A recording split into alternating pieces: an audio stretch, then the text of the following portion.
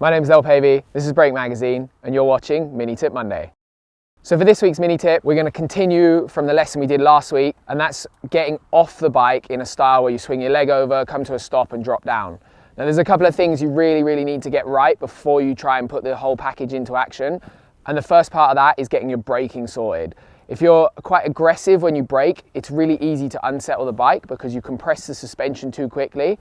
The balance will always go away from the side where you're leaning towards, and you'll have a spectacular crash and not achieve what you're trying to. So when we do our braking, it's really important that you're very progressive with the lever. So you squeeze a little bit and then you hold the lever in the same point over a long period of time to come to a stop, rather than just pulling the lever when you decide that you feel like you need to stop.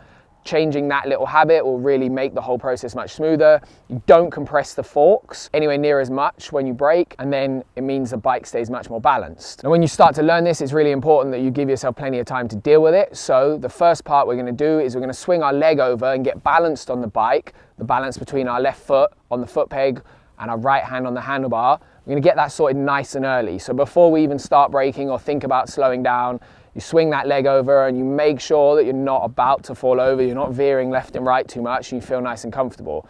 Once you've got that balance, you can then start to slow down. Then the next part of the process, once we've swung our leg over, is we pull the clutch in and we start to squeeze the brake and scrub the speed off over a nice extended period. Once you get to a point where you're just about walking pace or just below, then I drop down to the ground and walk it out. That's the best way to start learning. As you get better at the whole process, you can start to compress the package down, so I don't have to swing my leg over before I start braking and so on. But you need to have everything really sorted to do that. You need nice smooth braking. You need to know where the balance point is quite naturally, so that as you change your balance when you're braking, it doesn't affect the bike too much. Once you get comfortable with that, you can then do your whole braking process and swing your leg over and drop off the foot peg right at the last minute. Hopefully that kind of gives you a really good idea of how to get that dialed and get a little bit more comfortable with getting on and off your bike. It's a really good technique if you've got loads of luggage on your bike or you're a little bit short of stature. If you like this tip, hit that like button, subscribe to us on YouTube. We've got new videos every single week. Next week we're covering brake slides, and otherwise guys, remember, life's better when you're riding.